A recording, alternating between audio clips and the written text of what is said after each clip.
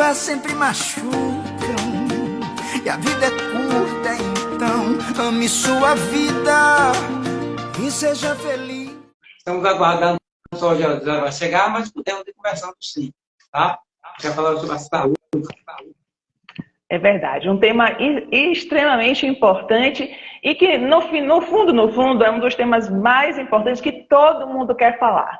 Que aliás, todo mundo imagina, né, dos temas mais importantes em termos de Brasil: saúde, educação, né, segurança. Sempre tem aqueles temas que são, sabe, bem mais fortes, as pessoas acham que é mais importantes que outros. Eu entendo que todos os temas são importantes, todos.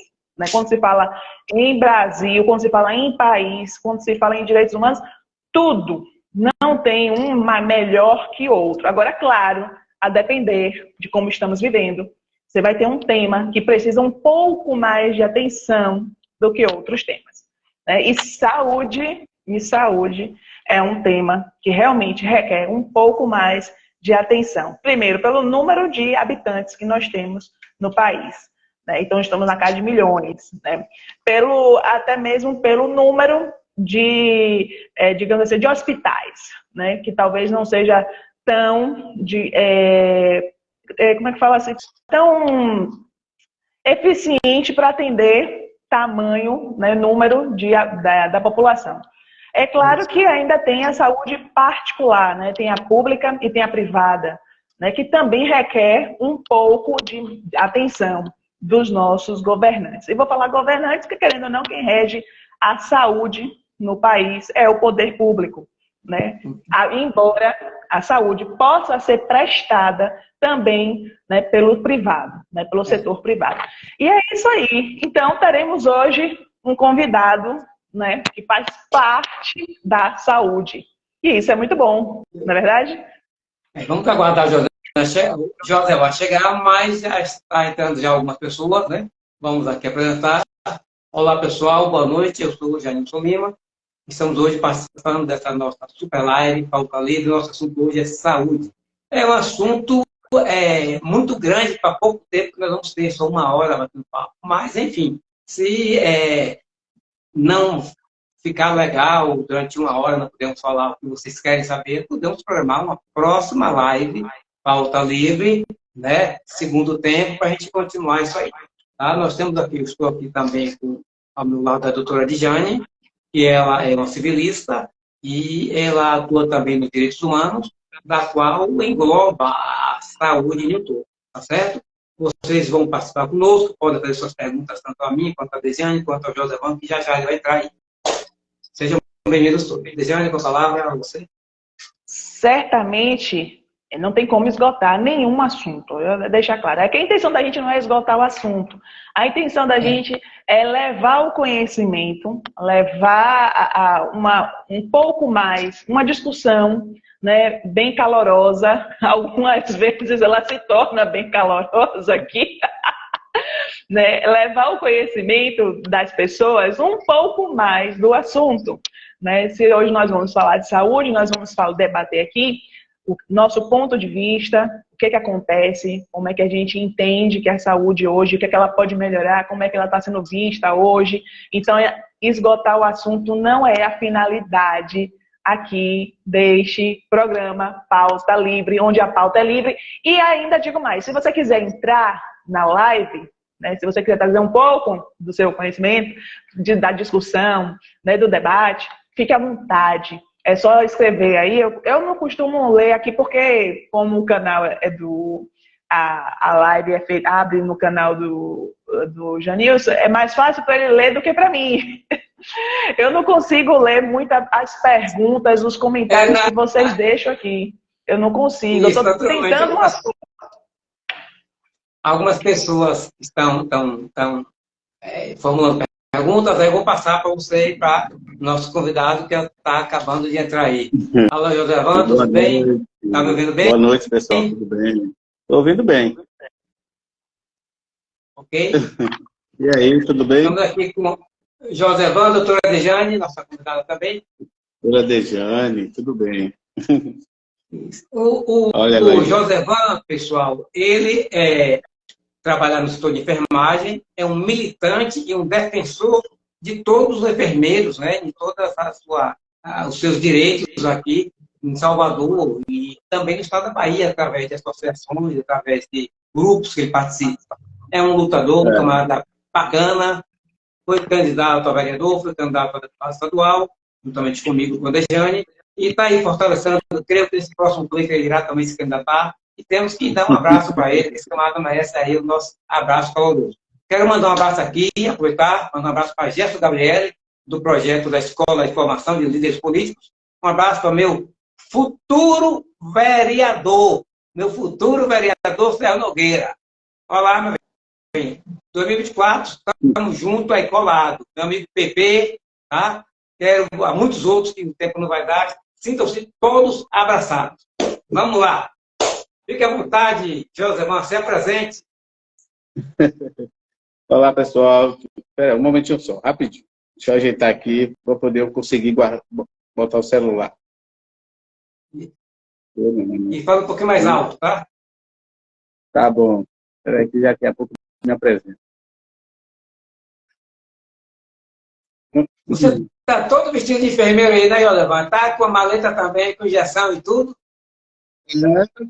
Tudo aqui. A saúde nossa está tão boa que eu acho que o pessoal vai começar a cair na apresentação de novo, viu? O pessoal se cuide. Se precisar, Mas tem. te apresente e vamos conversar. Tem umas perguntas boas para você aqui, viu? Bom, ótimo, ótimo. Dentro da minha capacidade, gente, eu sou técnico de enfermagem, tá? Então, assim, pega leve com as perguntas. Não sou médico, não. É o seguinte, meu nome é Josevan, sou técnico de enfermagem, né?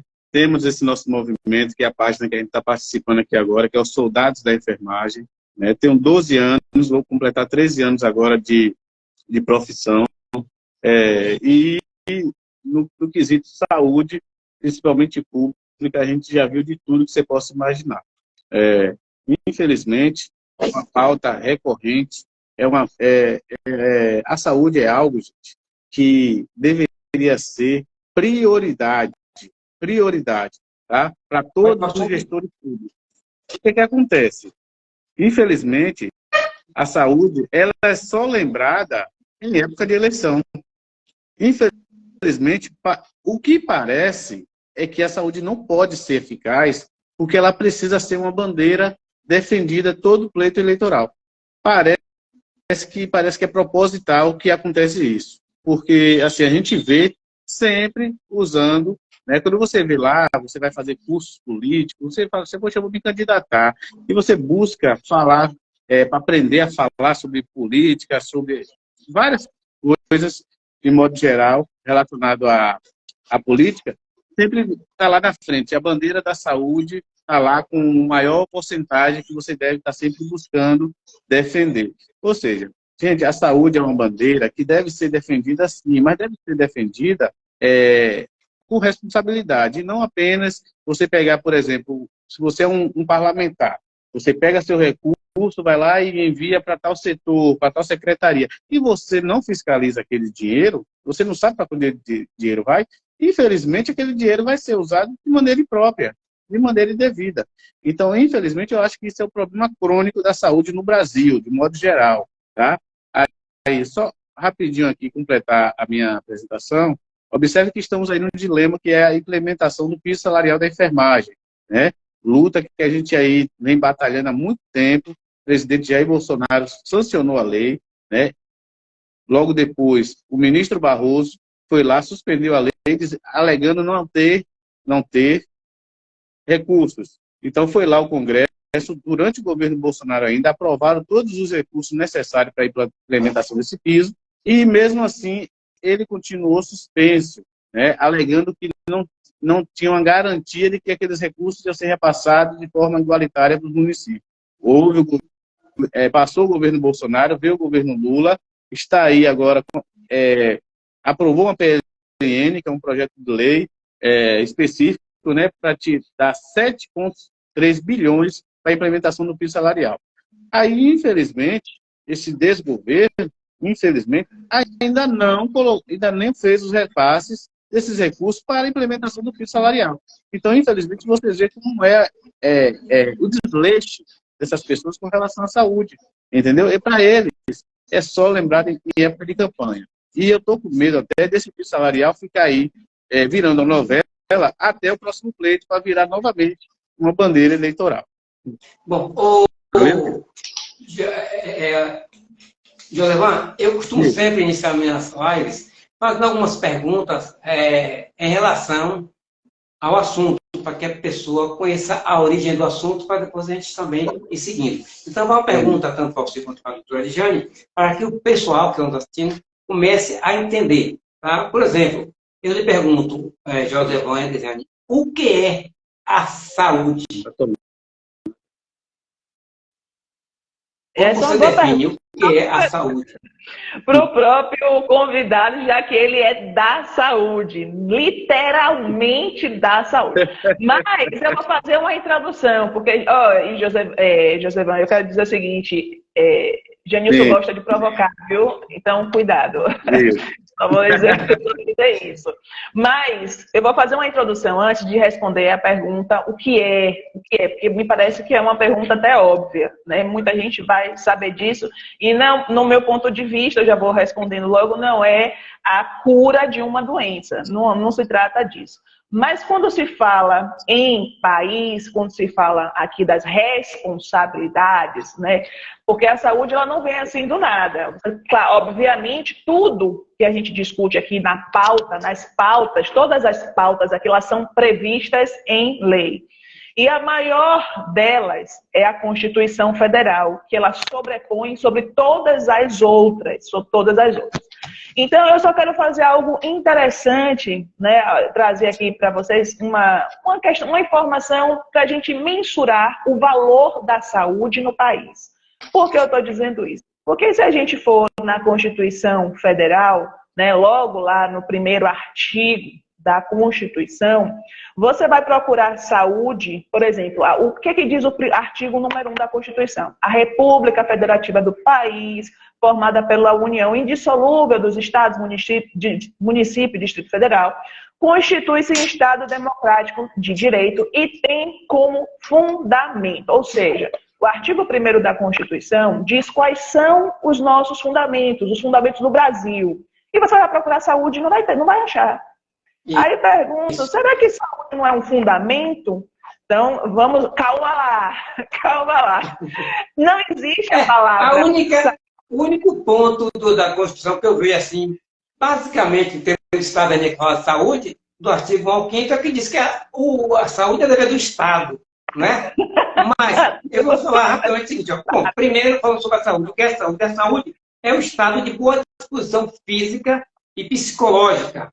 É um estado completo de se sentir bem fisicamente, mentalmente e socialmente. Aqui no Brasil é difícil a gente ter esse quesito para ter uma boa saúde. E, né, em relação ao que nós falamos que saúde é um dever do Estado, infelizmente, não só no estado da Bahia, mas em todo o Brasil, a saúde praticamente está como se estivesse deixando de ser direito do Estado. Porque, vejam, nós temos o SUS, né? O SUS que hoje ele é responsável por atender mais de 190 milhões de pessoas no Brasil, sendo que 80% exclusivamente depende do SUS para atender a saúde.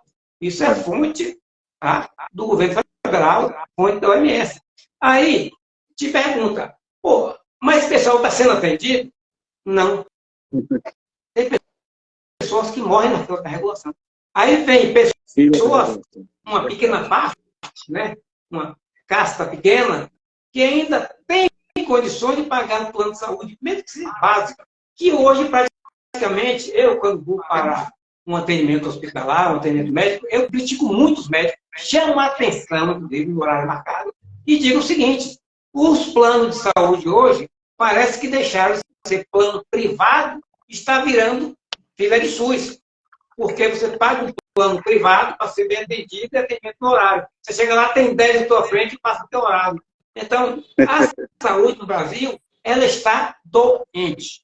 Tá? Então, como você vê essa situação, José? Tá. A saúde é o bem-estar do cidadão, né? Bem-estar físico, né? E o bem-estar social. Peraí. E o que acontece? O Estado, realmente, ele nunca foi eficaz com relação à saúde. Infelizmente, a saúde, com o passar dos anos, ela só vem piorando. E olha que o SUS, com sua eficácia, porque se o SUS fosse realmente tirado do papel e colocado em prática, nossa saúde seria perfeita, inclusive até melhor do que a da Inglaterra, que é referência para o mundo. A saúde da Inglaterra é referência para o mundo. Se o SUS fosse retirado do papel, se você ler a legislação do SUS e colocar em prática, meu irmão, a saúde do Brasil seria perfeita. Eu digo a você, muitos nem precisariam mais comprar planos de saúde, porque seria perfeito. O melhor plano de saúde é o SUS. Agora, o que acontece? Isso não são coisas pontuais, são coisas que acontecem de forma corriqueira.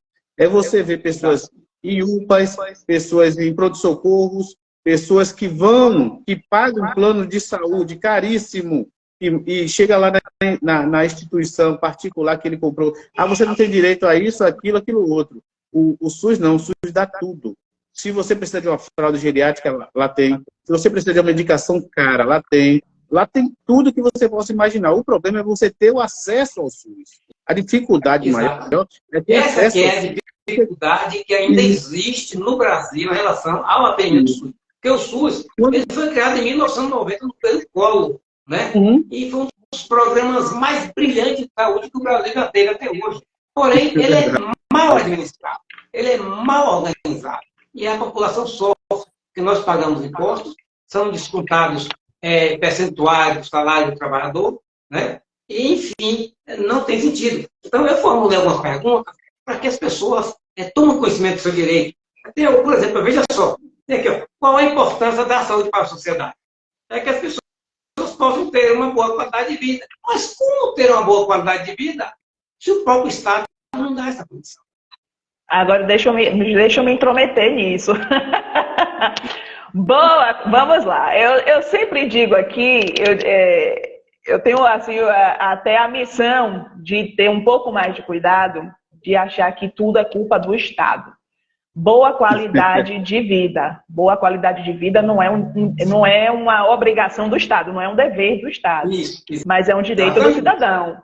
Boa qualidade de vida significa você não exceder na bebida, evitar coisas tóxicas, como, por exemplo, o álcool, o fumo, a droga, né? E depois querer correr para o SUS pelo grande número de demandas e dizer assim, ó, eu tenho direito. Direito você tem, agora pegue a fila, né? Porque todo mundo tem direito, né? Então, assim, eu busco sempre, né, fazer o balanço. Porque... É por isso, doutora, que eu convido a senhora todas as vezes para estar junto de mim. Porque eu sou um pouco do da ostentar à toa. E a senhora vai lá, dá uma segurada na coisa, bota a sobre o X para ficar meio. Eu gosto de você. Mas, continue. No Estado, e não... Porque tudo na vida é direito e obrigação. Nada é só direito. Nada. Nada. Você mora em um apartamento, você tem direito a estar no seu apartamento. Qual é o seu dever? Pagar o condomínio. Agora, deixe de pagar o condomínio para ver se você não cai fora do apartamento e você pagou por ele. Não é verdade? Então, assim, vamos fazer jus. Eu não estou defendendo o governo, eu quero deixar bem claro aqui. Eu concordo com o que vocês falaram no sentido da obrigação do Estado, no sentido do que o convidado falou, no sentido de que realmente tem que ter para atender essa demanda. Agora, a demanda também precisa, né, ser um pouco mais consciente no sentido de que vou me preservar também. Concordo no sentido de que a saúde particular, prestada pelo serviço particular, como os planos de saúde, tem tomado, assim, está virando o SUS mesmo. E, infelizmente, a gente fala o SUS como referência de um péssimo serviço, o que é lamentável, né? Eu não gostaria de falar do SUS como uma prestação de serviço ruim, mas eu lamento. No geral, parece que tudo que vem do serviço público é ruim. Aí é que eu volto eu sempre digo, qual é a importância do voto? O voto se reflete aí na saúde, na educação, na segurança. Quando você vota mal, né, e aí eu vou dizer um reflexo. Por quê? Porque a Constituição diz que todo poder emana do povo. Se a saúde é ruim, porque alguma coisa aconteceu, você deve ter escolhido mal. Com certeza. Porque, segundo o site do Ministério da Saúde, que eu estou aqui acessando, ele está dizendo que abriu aí uma pauta designando 5.970 vagas de médicos. É o que ele diz, né? 5 mil. Tudo bem para um universo de milhões, talvez não seja ainda satisfatório.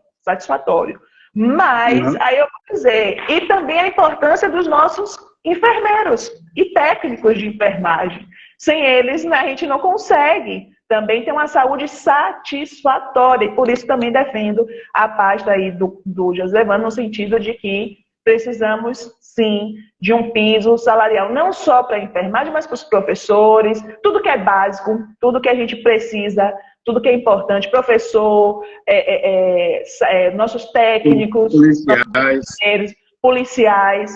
Há uma grande necessidade de se ter piso e se pagar muito bem, para que não haja reclamações, e uma excelente prestação de serviço. Quer serviço bom? Pague bem. Eu penso assim, né? Sim. Inclusive, olha, tem uma pergunta aqui para o Josevan, né? Que o Odaí mandou, dizendo o seguinte, pergunta para o Josevan se esse piso salarial sai ou não sai. Você que é um defensor também, Josevan. Como é que está esse piso de enfermagem com vocês? Eu acredito que estamos aí, gente, falando do piso salarial de modo geral, estamos aí em questões burocráticas, né, que depende apenas de uma agilidade do governo, tá? Uma celeridade do governo em implementar o piso salarial da enfermagem em todo o setor público. O setor privado, todo mundo sabe aqui que o setor privado está valendo a lei, tá? Está tendo um julgamento no STF sobre a liminar que o Barroso já liberou essa liminar, né? Já suspendeu essa liminar e agora submeteu a decisão dele ao plenário do STF e está lá empatado em 1-1, né? E o Gilmar Mendes pediu vista, mas já devolveu o processo para a corte, ou seja, logo, acho que a partir do dia 16 vai retomar essa votação.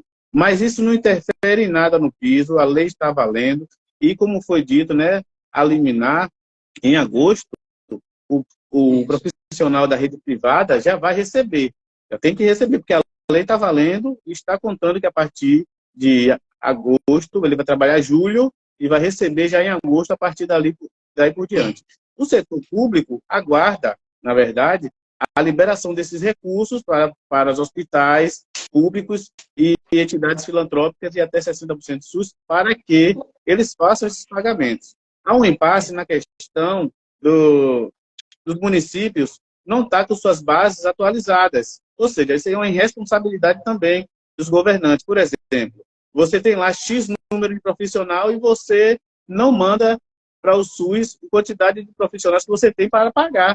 Isso, inclusive, acarreta de você estar recebendo menos, arrecadando menos da nação para os municípios. Por quê? Porque não tem uma base correta ali.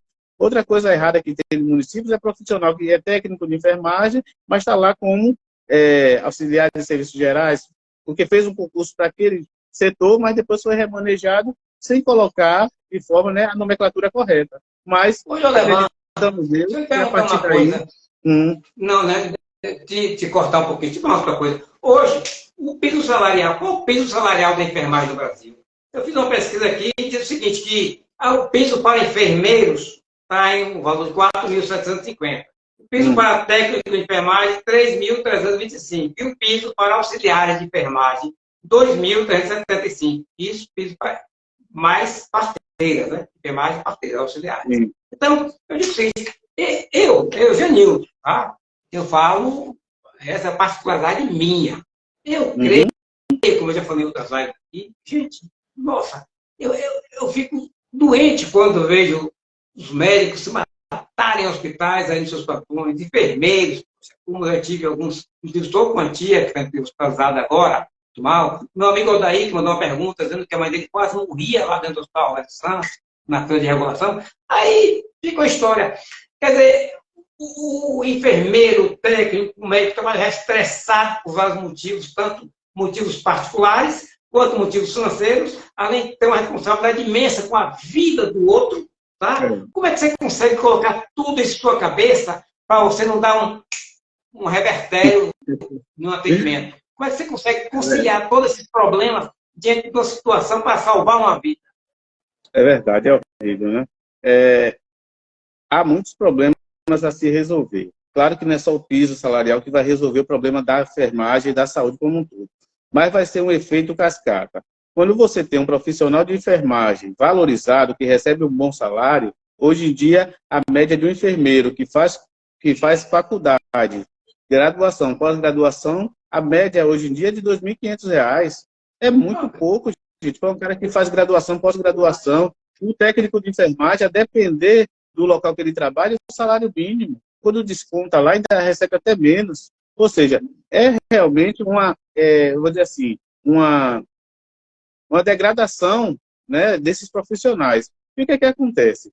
Nós, para poder nos manter, e não é que ter qualidade de vida, para poder nos sustentarmos, o que é que acontece? Trabalhamos em 2, 3 escalas. E isso também compromete o serviço de saúde público e privado. Porque se com o piso salarial, se você com o piso salarial, você consegue se manter com um emprego, você ali vai ter na sua empresa um profissional descansado, motivado, alegre, em bem-estar, com uma boa noite de sono, descansado. Ele não vai ter desculpa para dizer, eu estou estressado porque eu não dormi direito, porque eu estou sobrecarregado. Porque isso a gente nunca usa como desculpa.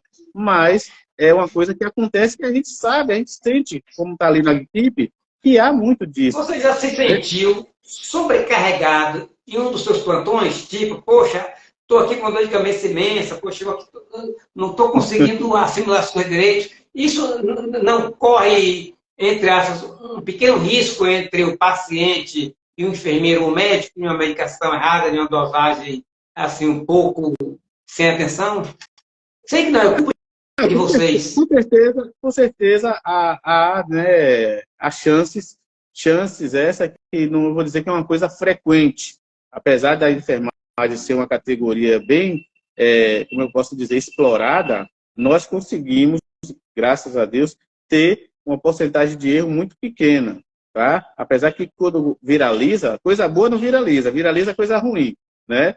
Se um caso de um colega lá, por exemplo, existe uma dieta que a pessoa às vezes não entende, uma dieta chamada NPT, que é uma dieta parenteral. O que é parenteral? É via venosa. E essa dieta é como se fosse um leitinho, tá?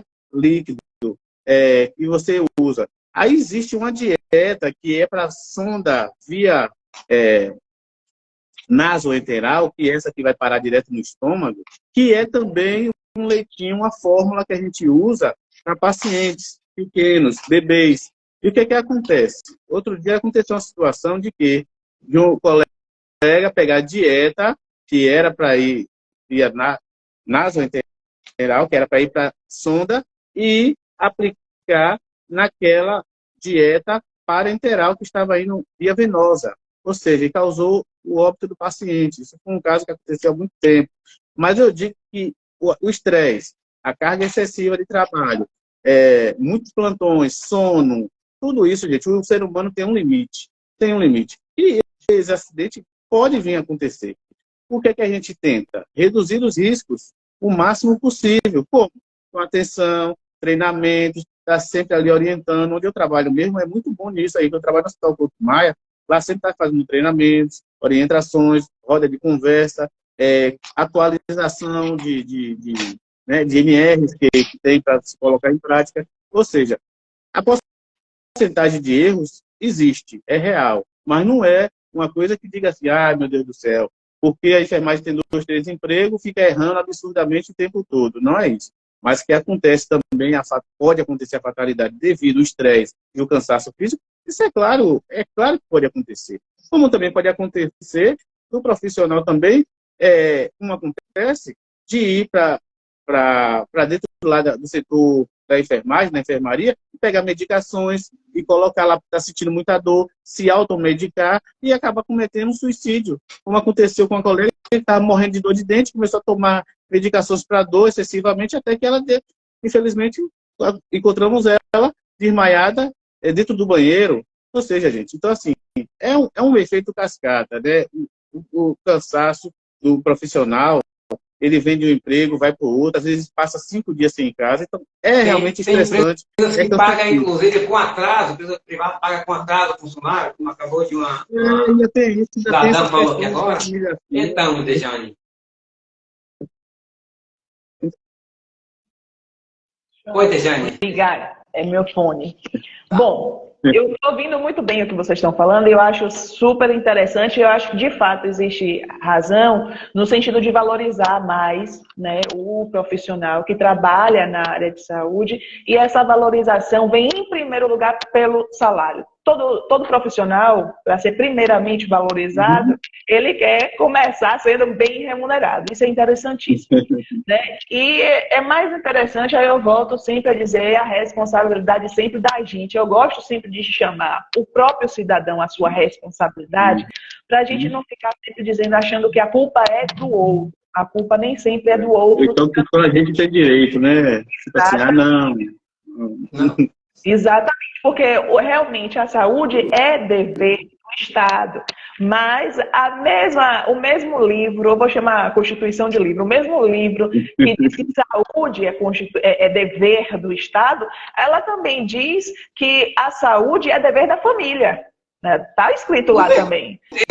Começa em casa, com asseio, né? Alimentação. Inclusive, desenho, está aqui uma aqui que diz assim, ó, o que é ter, olha só, qual a importância? O que é ter saúde e ter qualidade de vida? Tá? Pô, ter saúde é ter o seu corpo sempre com boa disposição, você falou aí. É ter qualidade de vida, é ter asseio com o seu corpo, com o seu organismo e ter uma vida social saudável. É o que você falou aí, você falou tudo, começa em casa. É dever, sim, é dever da família, é dever da sociedade, está escrito lá que a saúde vem de todos, ou seja, é dever da família, da sociedade e também do Estado, para não achar que é só o do Estado. Agora, aí eu vou dizer assim, ó, eu estou me cuidando bem, na minha família está tudo tranquilo, na sociedade está tudo bem, agora vamos para o Estado, que não está muito legal. Como é que a gente faz para dar uma mudança, um up, na questão do Estado, a valorização do Estado na hora de que se fala em saúde? No meu entender, boas políticas públicas. Boas políticas públicas, você consegue amenizar, porque é difícil você estabilizar 100% em nenhum, não é só o Brasil não, viu gente? É nenhum país do mundo. Você consegue estabilizar qualquer pauta, seja segurança. Tem países que a saúde vai bem, se você for nos Estados Unidos, você não vai achar SUS. Né? Então, você não vai achar uma saúde de excelência prime number one, vai ter seus problemas, inúmeros problemas. Né? Mas talvez a política de lá seja um pouco melhor para saber lidar com algumas preocupações sociais. Então, assim, eu entendo que o povo, a gente pode reclamar sim, e aí eu vou dizer, gente, uma dica que eu dou, e eu digo isso porque eu presido uma instituição de direitos humanos e dou essa orientação para qualquer pessoa, não é cliente não, é qualquer pessoa. Se você tem uma queixa em relação à saúde, porque eu estou falando de saúde porque a pauta hoje é saúde. Se você tem uma queixa em relação à saúde, remédio que não tem determinado posto que deveria ter, que é a obrigação do Estado fornecer, atendimento que não é adequado. Além dos hospitais, nós temos postos de saúde em vários bairros, né, distribuídos em vários bairros. Então, se você tem uma reclamação, acredite que se você fizer levar essa informação, e quando eu falo levar informação, eu estou falando realmente reduzir a termo, escrever, fazer um pedido, uma reclamação escrita, seja na Secretaria de Saúde do município, seja na Secretaria de Saúde do Estado e seja no Ministério Público do Estado, porque não existe Ministério Público Municipal. Então, no Estado, aqui na Bahia, em Salvador, fica lá no CAB. Todo mundo conhece o CAB. né? Então você pode. Por quê? Porque o Ministério Público, ele tem uma pasta, ele tem uma secretaria, uma interna, um departamento interno só para as questões de saúde. Então, se você começa a levar a sua reclamação, né, para os órgãos competentes de fiscalização, você começa a ajudar a melhorar a saúde no seu estado. E quando eu falo saúde, eu estou falando da prestação de serviço. Da prestação. O médico não vai... Por exemplo, tem hospitais públicos que médicos deveriam estar ali tal hora e não estão. Isso existe porque eu já recebi inúmeras reclamações sobre isso. Então, como é que o cidadão ajuda a resolver isso? Levando essa informação por escrito ao Departamento de Fiscalização, seja ele Secretaria Municipal, seja ele Secretaria de Saúde Estadual e Ministério Público. Se, não vou fazer porque eu não acredito nisso, que vai resolver alguma coisa. Aí vai fazer, é um problema seu, então você vai ficar com a sua saúde debilitada, com a sua prestação de serviço ruim, porque você não quer fazer o dever que é para você fazer. Porque assim como é o dever de Janine, como é que eu exerço a minha obrigação em relação à saúde, já que a Constituição diz que é dever da família, dessa forma que eu estou lhe dizendo. Ou você quer trabalhar no hospital, se você não é médico, se você não é enfermeiro, se você não é técnico, como é que você desenvolve o dever da saúde, além de uma boa alimentação, claro, né? Além de se cuidar direitinho, levando ao conhecimento dos órgãos públicos, fiscalizadores, a necessidade sua, do seu bairro, do seu estado, da comunidade em geral. Então fica aí a dica, viu, gente? Para quem quiser, claro. É isso. Deixa eu levar? É com você. Sim. Se o enfermeiro lhe tratou mal, se o técnico de enfermagem não sorriu para você. É verdade. O pepino aí é seu, não, e tem mais, ó. Vou falar aqui outro pepino para você aqui, viu? Eu quero que você explique também ao pessoal aqui, quando fala de saúde, e tal. Adora Demétria, uma amiga nossa também, né? Professora, poetisa, poeta, enfim, ela está participando. Grande, muita gentíssima. Essa senhora pergunta também ela diz o seguinte, olha só, Evelyn, a saúde corre muito isso no Brasil também por motivo dos pacientes serem impacientes e vice-versa. Aí eu te pergunto, você pegou uma pancada dessa, tá atendendo alguém, tá aquele maluco de você, ou aquela louca desesperada, não tem maluco, mas o desespero da pessoa, doutor, enfermeira, não, eu estou atendendo aqui, não, mas atenda ela agora, como é que fica um clima desse, né, com essa impaciência, pressionando vocês? Isso acontece diariamente. Sim. Cara, o setor de emergência, que eu completei meus estágios, todos os setores de emergência praticamente. Acontece muito essas coisas assim. Gente, você está lidando com pessoas ali que têm N problemas de saúde. Você tem que ter um jogo de cintura. Você tem que ter um equilíbrio emocional muito grande para lidar com essas coisas, porque você vai lidar com pessoas de todos os níveis sociais. E ali pedindo socorro, atendimento, porque não tem. Porque tem gente que é muito rica e que não tem um plano de saúde, gente. Saibam disso. Tem gente que às vezes tem um plano de saúde, mas ele está viajando no interior aí, ele é atingido por uma bomba aí, vai para onde? Para o hospitalzinho do SUS, porque lá não tem unidade particular. Ou seja, você tem que ter um jogo de cintura para lidar com todo tipo de gente. Aí chega essas pessoas pedantes, arrogantes, achando que ela é a prioridade do mundo, e não é assim. Então a gente tem que ter um jogo de cintura. Senhor, temos uma escala aqui de atendimento, onde você vê ali, você avalia quais são os riscos, avaliação de risco, para poder coordenar ali a vez de cada um. Infelizmente, tem essas pulseirinhas, que esse pessoal também que irritado, quando chega lá, pulseirinha azul, amarela, vermelha, doutor, é minha vez, ele está morrendo. Não, ele está com pulseira azul, mas está morrendo. Não, mas de casa com vermelha, é emergência. E como é que você consegue lidar com essas coisas? Ali é uma avaliação, né? Uma avaliação periférica, né? Algo que a gente faz ali, aferir pressão, olhar sinais vitais de modo geral, e dali a gente vai passar para o médico e ver aquela escala. O cara vai ser lá, não, mas eu estou sentindo muita dor. Teve um cara aqui outro dia aqui que ele foi agredido por um policial militar, né? Passou até na televisão, porque ele estava sentindo muita dor de dente e ele achou injusto ele ficar esperando. E ali o policial parece que agrediu ele, não sei, foi uma história assim, passou na televisão na hora eu vi. Mas eu falei assim, poxa, será que não tem uma escala ali de atendimento para ver quais são realmente as prioridades? E às vezes a pessoa não entende. E o caso dele ali é um caso que dá para esperar, é humanamente possível esperar. Outros não.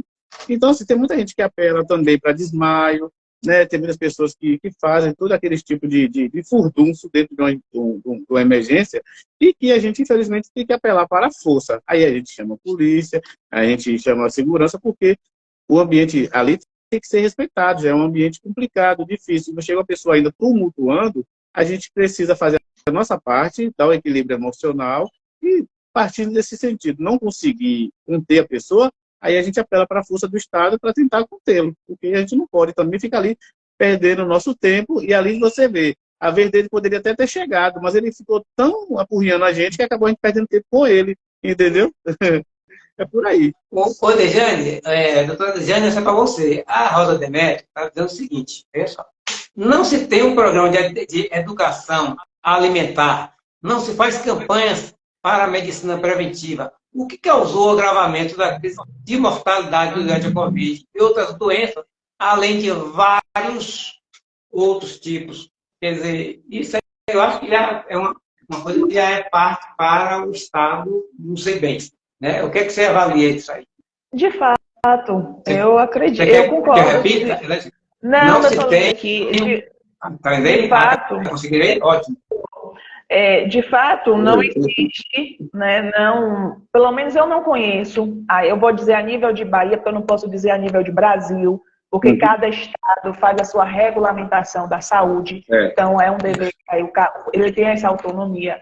Eu não conheço aqui na Bahia essas questões preventivas, né? Essas políticas. É por isso que eu disse que eu entendo que há necessidade de uma política pública eficiente.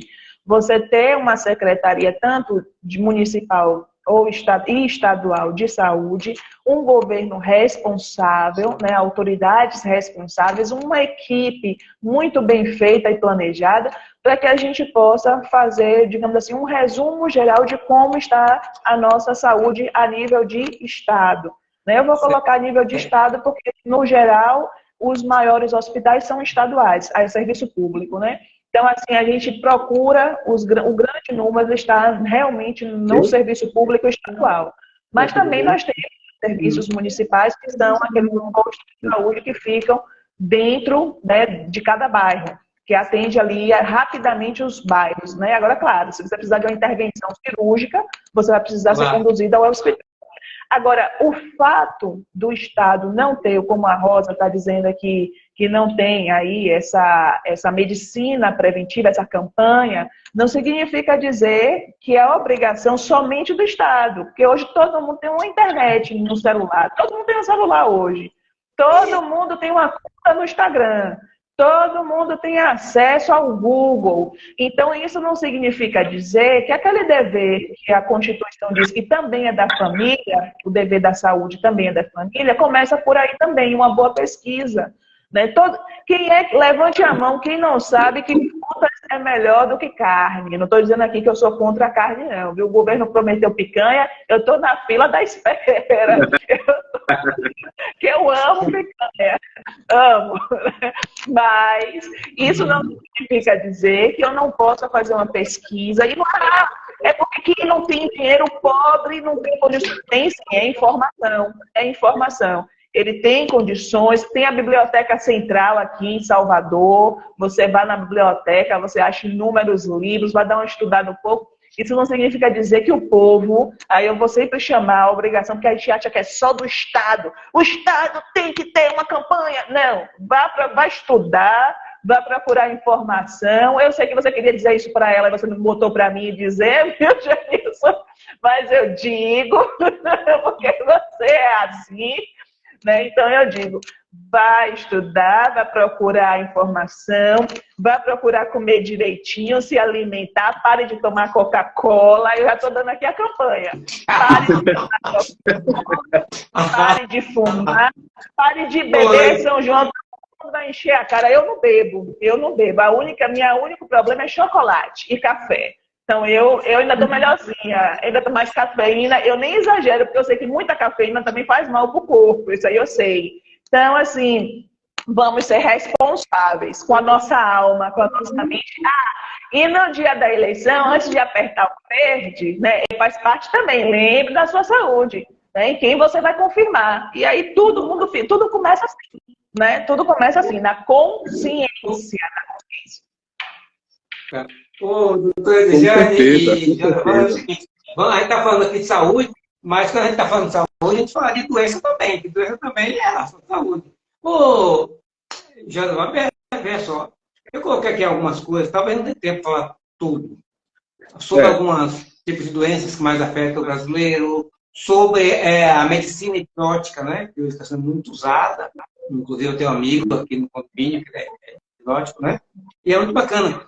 Então, veja só, para o pessoal tomar conhecimento, diz o seguinte: quais as doenças que mais afetam os brasileiros? Aí eu achei aqui, ó, interessante, a pessoa fala, hoje, diz que, pô, que o câncer mata demais, não sei o quê, que a gripe, que o Covid, enfim, mas tem uma relação de doenças mais afetam o brasileiro. A cardiovascular hoje é uma das doenças que mais mata, seguida de cânceres, diabetes, doenças respiratórias crônicas, que não são transmissíveis. Muitas pessoas, às vezes, enquanto um camarada que tem um câncer, diabético, corre, se fecha todo com medo, mas não pega, pessoas, são doenças não transmissíveis, tá? Depois tem o seguinte, na saúde, isso no mundo, tá? Na saúde, o que mais afeta os jovens, tá? E até 2020, 2030, qual a doença que mais vai aflorar, já está aflorando, mas vai aumentar até 2030. É uma coisa incrível que está acontecendo hoje nos nossos olhos, dentro das nossas casas. E eu gostaria que você depois falasse sobre isso, que é a depressão. Você está dizendo que a depressão é a que mais afeta todo mundo, jovens de 10 a 19 anos, segundo a OMS. Aí, uma das causas disso, eu vou direto dizendo, é esse aparelhinho que a gente está conversando aqui, celular. Acabou. A gente não vê as crianças hoje numa cidade grande brincar em uma terra, em uma árvore, fazer criação de próprio brinquedo, como se fazia antigamente. Você fazia um carrinho de mão, você fazia um carrinho para andar com a rodinha brincando por aí, levando um pedaço de vassoura. Enfim, as menininhas faziam as bonecas de qualquer coisa. Hoje não, é tudo industrializado, tudo na mão, internet na mão, tudo. Então, está havendo muita depressão em cima disso. Como é que a gente pode solucionar esse mal que afeta, que é a depressão, na visão de vocês dois, da doutora Edjane e de José Juan, enfermeiro? Bom, eu acredito que isso aí é justamente no ambiente familiar que tem que se iniciar esse processo. Tá? Minha filha aqui, ela tem 2 anos, e eu já conversei muito com a mãe, porque com 2 anos, ela já chegou o momento de eu perceber, falar assim, ó, tá errado aí, tá indo por um caminho errado, porque assim, ela quer assistir, ela quer brincar, e aquilo ali parece que é um hipnotizador. Para a criança, então, eles ficam, realmente, é muito viciante. Se para adulto imagina para criança. Teve um estudo aí que eu ouvi falar, não lembro agora, eu vi comentando assim, rápido, que o efeito da tela do celular para a gente, para a nossa cabeça, para o nosso cérebro, assemelha-se a pequenas doses de cocaína. Eu vi falando sobre isso aí. Eu estava pesquisando sobre os efeitos colaterais da cocaína, e aí eu acabei me deparando com essa informação. Ou seja, é algo muito viciante, é algo muito perigoso. Parece ser inofensivo, que assim, as pessoas falam assim, não, é só botar um desenho. Muitas vezes o perigo está exatamente aí. Então, essas pequenas doses que vai causando... Só completando aí esse gancho seu aqui, eu li também uma matéria essa semana que nos próximos 20 anos nós também teremos outra doença. O ser humano ele começou a evoluir naquela época pré-histórica, que veio o macaco, que veio o pescoço todo. Aí foi ficando ereto o ser humano.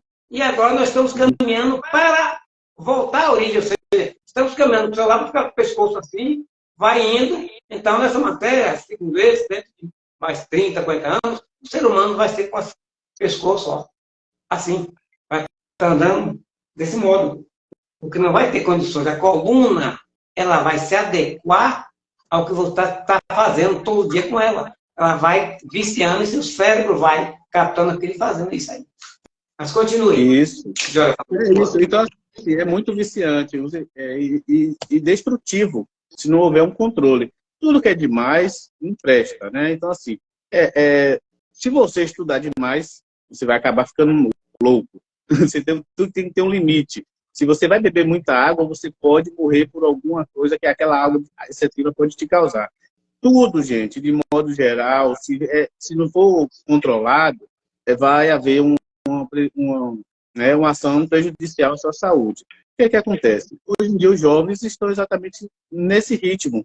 É muito celular, é muita informação, a juventude está doente, de modo geral, posso dizer aqui, a juventude do nosso país não, mundial, estão doentes. Por quê? Porque deixaram de ser acompanhadas pelos seus pais. É muito mais conivente com o pai, que quer ter o sossego dele lá com a mãe, fazendo os afazeres dele, cada um. Ter sua filhinha quietinha lá no quarto, segura, né? Na segurança do seu lar, que você crê ali que nenhum mal vai acontecer a ela.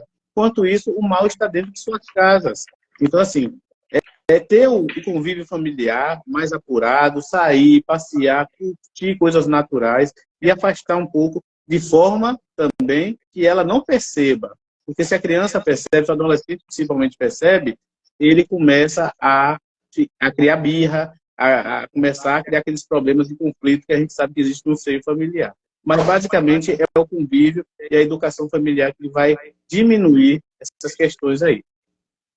De fato, essa é até um tema bem interessante que a gente precisaria falar até mais sobre, no sentido, não é da questão de ser uma necessidade do dever público, não é isso.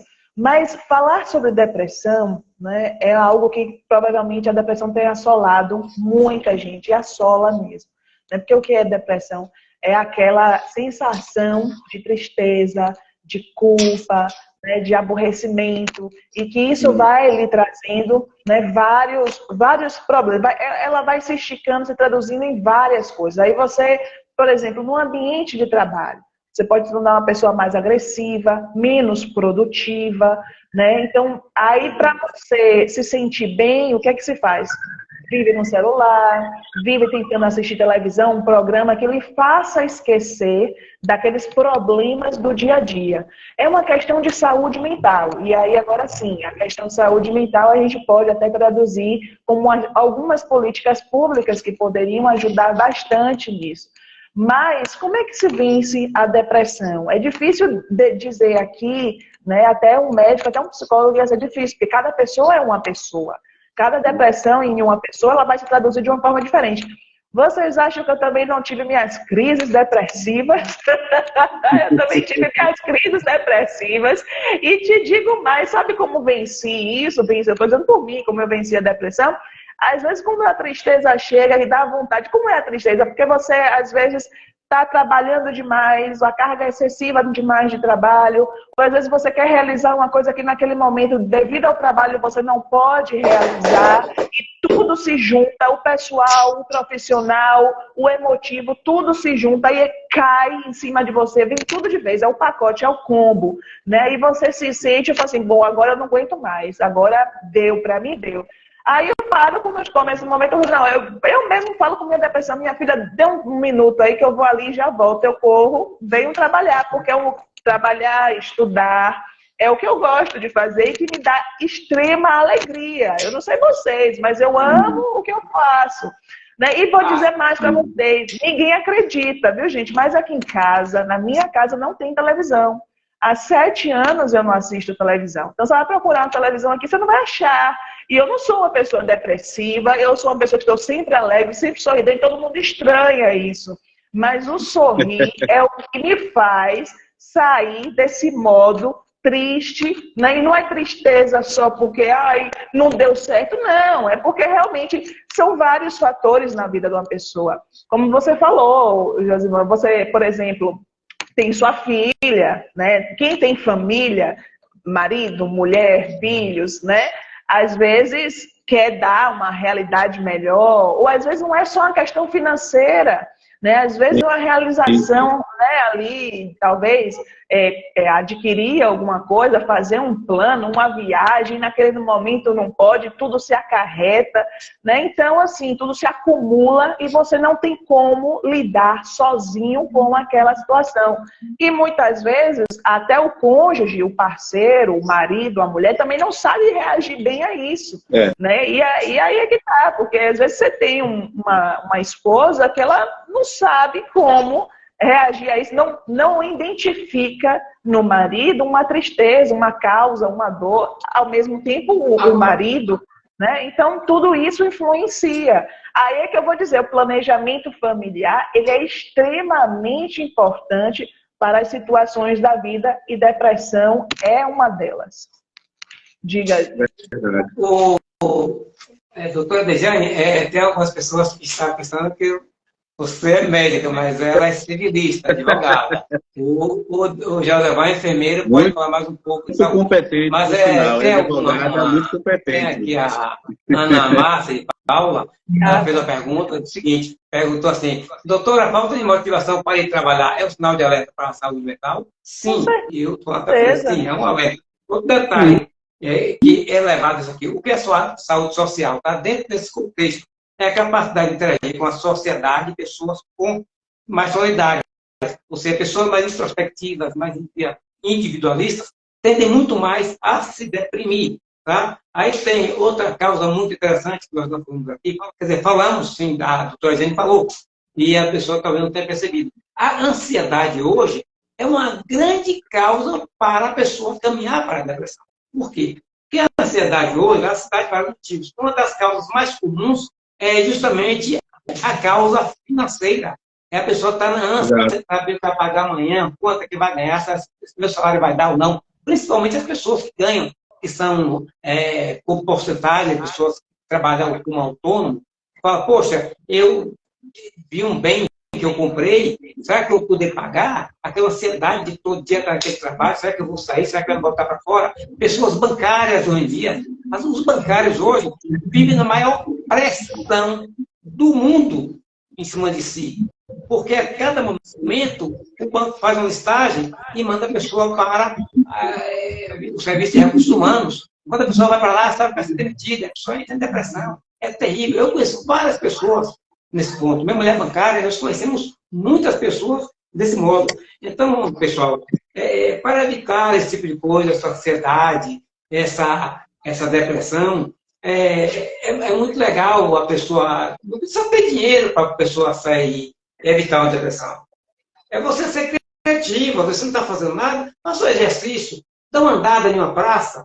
Nossa cidade tem várias praias, dá uma andada em uma praça, dá um sorriso para a pessoa no elevador, no dia a dia, na rua, bom dia, como é que vai, vizinho, vizinha? Seja mais sociável. Pega as coisas ruins de sua vida e separe das coisas boas. Jogue no filtro só as coisas boas, outro você separa. Você vai se livrando. Trabalho social também, né? Você acumula problemas. Trabalho social ajuda muito. Ansiedades, você vai criando realmente, fazendo um nicho só de coisas depressivas. Então, a nossa amiga aqui pergunta, doutora, falta de motivação para ir trabalhar é o sinal de alerta para a saúde mental? Josemar, essa é sua. Bom, aí vai depender muito, né, de como está a realidade do trabalho dela. Em primeiro lugar, ela tem que se sentir realizada com o que ela faz. Eu sou um cara que cada dia que passa, porque a enfermagem é uma coisa assim extraordinária. Você vai ser um eterno estudante na enfermagem. Acho que assim, você está aqui, aí daqui a pouco chega um maquinário novo, aí você quer aprender coisas novas e tal, e vai lá, pega aquele maquinário, já começa a mexer. Então, assim, aí você tem lá os treinamentos, os estudos, tem uma nova forma de fazer uma reanimação, você vai aprender, já estudar, sempre estamos aprendendo. E é uma coisa que, para mim, é satisfatória, é uma coisa que eu gosto, cuidar das pessoas, é ver aquela pessoa sair bastante, chegar debilitada e sair bem, aquele sorriso no rosto, aquela felicidade.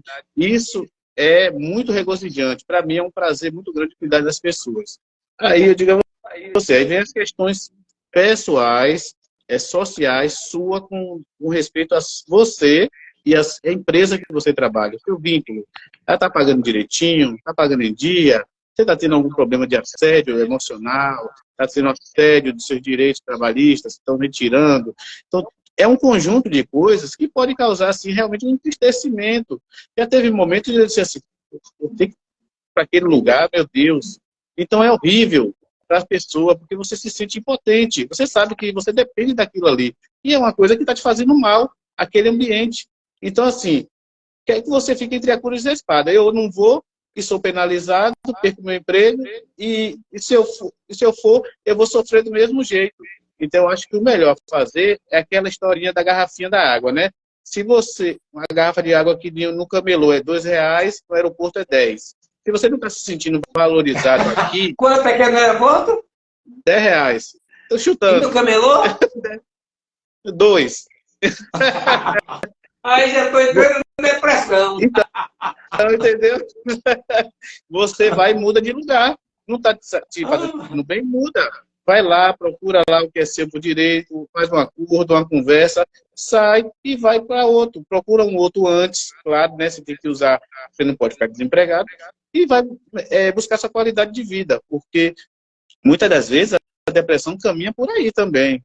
É uma forma de ela se encaixar aí em você e ser de forma irreversível, porque, como a Dejane falou, o marido, às vezes, é um cara que é tão fechado, né, e não tem uma conversa com a esposa, ele não conta os problemas que acontecem. A mulher já é mais de falar, e o homem já é mais de se retroagir, de não falar muito.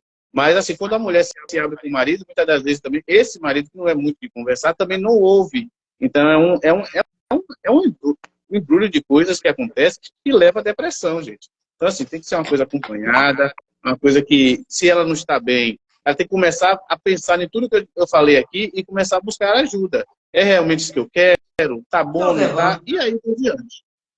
Josevão, me diga uma coisa. A depressão é uma doença muito complicada, muito difícil, separada, muito melindrosa. Aí é onde agora a gente vai começar a falar um pouquinho de hipnose, medicina hipnótica. Tá? Uhum.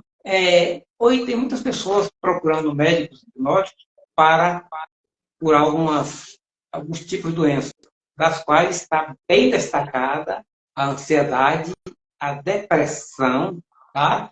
Dentre outros fatores de pessoas com vícios, pessoas de alto estresse, e, bom, não sei se é teu caso, viu, cara? Também problemas sexuais. O hipnotismo está curando tudo isso. Você, o que é que me diz da medicina hipnótica? Eu não tenho muito acesso à medicina hipnótica. É aquela coisa de só ouvir falar, né? Eu não tenho muito acesso, não tenho, assim, muitas coisas a dizer sobre isso, né? Eu acho que caminha mais pelo lado da psicologia, pelo lado ali de você buscar uma ajuda um pouco mais, eu vou dizer, essa parte psicóloga mesmo. Eu nunca tive acesso a essa medicina, então eu não sei dizer, nem tipo assim, falar sobre ela. Se você tem algum entendimento, então, me fale. Eu vou dar uma dica aqui. Eu sei que realmente eu já esperava que você pudesse isso mesmo, porque a sua função como enfermeira é mais dentro de uma coisa, digamos assim, mais prática, né? Prática, mas está com a pessoa pegando, curando, oferecendo carinho, conforto, diferente da pessoa que vai fazer uma cura através de palavras, de conversa, de olho no olho, de colocar a pessoa para dormência, enfim. Então, uma coisa que a gente faz, a gente também é a gente às vezes... Freud, né? Você sabia, inclusive, que Freud foi um psicanalista, sabia que ele foi um péssimo hipnotizador? Ele abandonou o hipnotismo, quer dizer que os pacientes dele ficavam bons, depois do passar dos tempos, voltava toda a doença, aí pegou, abandonou o hipnotismo. Mas o hipnotismo, assim, é uma medicina que está deixando muita gente bem. Tá? Deixa eu ver o que ele diz assim. Ó. Hoje a medicina hipnótica está sendo muito usada em pacientes. Em quais pacientes ela é indicada? Como eu te falei, pacientes com depressão, ansiedade, síndrome do pânico, fobias em geral, transtorno obsessivo compulsório, vícios e problemas sexuais. Então, a medicina, para quem não conhece, a medicina hipnótica, pessoal, eu falo que eu tenho um amigo, muito amigo meu, mora aqui no meu condomínio, e ele é hipnótico, médico hipnótico. Muita gente tem pessoa médico com medicina natural, né? Muita gente não gosta, enfim. São vários tipos de medicina. E a medicina hipnótica, ela resolve muita coisa. Eu tenho um vício, tenho verificado, tenho estudado alguns assuntos de vez em quando, dos quais falam muito sobre a confiabilidade da medicina hipnótica, entendeu? É muito usada também para o autismo, né? Pessoa com espectro autista. Inclusive, não vai dar tempo de conversar nessa live, mas eu creio que na próxima live eu estarei convidando um amigo que tem filho autista. E quero convidar outras pessoas que têm pessoas autistas na família para discutir no próximo semana, né? Iria colocar com a doutora Jane outro assunto, mas acho que a gente vai levar esse assunto na frente, que é bem interessante para a população conhecer.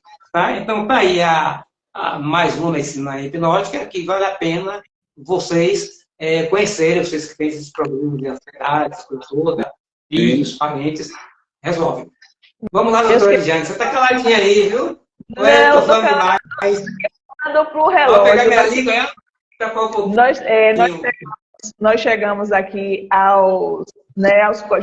já ultrapassamos os 45 minutos do segundo tempo. Então, eu vou deixar aqui as considerações finais, as famosas considerações finais, acho que são 9h10.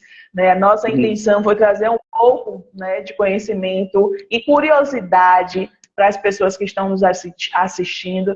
É um dever também nosso, aí é que eu vou dizer, levar informação, é um dever de todo e qualquer cidadão.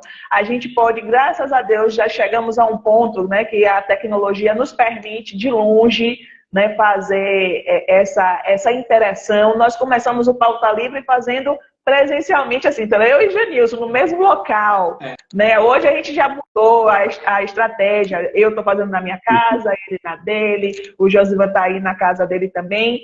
Então, assim, a gente se permite, a tecnologia nos permite, né, a falar sobre o assunto, a levar conhecimento a fronteiras. Qualquer pessoa que entenda a língua portuguesa pode entrar aqui, porque o Instagram é um ícone mundial. Mas eu quero agradecer a participação de você, Josivan. Muito obrigado pela contribuição que nos deu hoje. Foi um prazer estar com você, né? Falar desse assunto, que é um assunto delicado. Nós chegamos até a falar sobre questões mentais, né? Aqui a saúde mental, que também é importante, depressão, a estrutura familiar nesse processo, a importância da família, da sociedade, do Estado nesse processo, quando se fala saúde, neste tema, né? A importância de cada um de nós cuidarmos, primeiramente, antes de fazer a live, eu fiz uma salada, então tá ali, eu já deixo a dica para vocês também, para cuidar da saúde. Começar a comer salada, já comecei a mudando. Eu falei assim, eu vou mudar alguns hábitos, né? Evitar refrigerante, né? Tentar fazer a minha parte para quando eu precisar de um médico, eu poder, agora sim, eu vou dizer assim, ó, não, eu fiz minha parte, mas é óbvio, gente, que vai chegar um momento que doença, não é só doença, às vezes um imprevisto, um acidente de carro, né? Um assalto, uma tragédia, né? Enfim, alguma coisa pode acontecer que a gente precise realmente usar aquele serviço, e aquele serviço tem que estar sempre de qualidade à disposição do cidadão. Então, eu agradeço a todos que estiveram aqui presentes. Tem algumas pessoas aqui falando, o Janilson pode falar aí nas considerações. Muita gente entrou, bastante gente continua entrando. Pois bem, então eu deixo aqui meu grande abraço e até a próxima, se Deus quiser, com todos vocês. Na verdade, Janilson? É isso aí. Já levando suas considerações finais, estamos passando do limite já.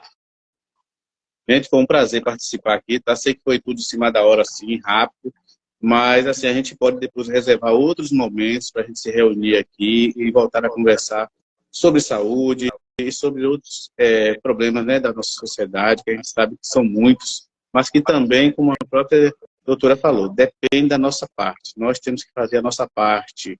Aquela sensação de dizer assim, ó, dever cumprido, eu fiz a minha parte. Então, o Estado tem que fazer a dele. Você está me entendendo? Assim, todo direito vem acompanhado, né, de um dever. A gente sabe disso. Inclusive, no exercício da enfermagem, eu tento lembrar muito isso aos colegas. Ó, a gente aqui não tem só direito, não. A gente tem os direitos, mas também tem os deveres. Tá, gente? Então, assim, nossos direitos, o direito à saúde, claro que é o direito nosso, mas a gente tem que fazer a nossa parte, tá bom? Então, assim, parabéns pelo tema, um tema, como a Deixane falou, delicado, precisa ser realmente pautado novamente para a gente abranger um pouco mais e especificar em cada live o tema, para não ficar falando de várias coisas ao mesmo tempo, porque aí, como o tempo é curto, a gente acaba não se aprofundando, entendeu? Mas, de modo geral, como é saúde, saúde engloba muita coisa, já foi de grande proveito, né? Parabéns ao Janilson Lima aí, obrigado pelo convite, tá? E vamos nos reunir novamente em breve. Obrigado, gente. Isso aí. Pessoal, novamente eu quero agradecer a todos vocês. Foi uma live realmente muito intuitiva, muito bacana. Hoje, eu acho que o dobro de todas as lives, muita gente entrando até agora, então, entrando, acenando, enfim. Infelizmente o tempo foi curto, 1 hora, mas eu creio que deu para a gente passar algumas coisas boas para vocês todos e creio que estaremos sempre buscando assuntos que sejam interessantes para que vocês possam estar aprendendo conosco e nós também aprendendo com vocês através de suas perguntas. Foi muito bacana estar com vocês. Deus abençoe a todos. Um abraço a todos que estiveram juntos conosco. Essa live estará sendo gravada no Instagram e, possivelmente, vocês podem acompanhar na íntegra a partir de já já. Um abraço a todos, fiquem com Deus. Jane, aquele abraço. Tchau, pessoal. Tchau. Valeu, José. Pessoal, boa noite. 10. Valeu, Um abraço a todo mundo. Um abraço. Tchauzinho. Tchau, tchau. Mantenha sempre um sorriso no rosto, aquele seu sorriso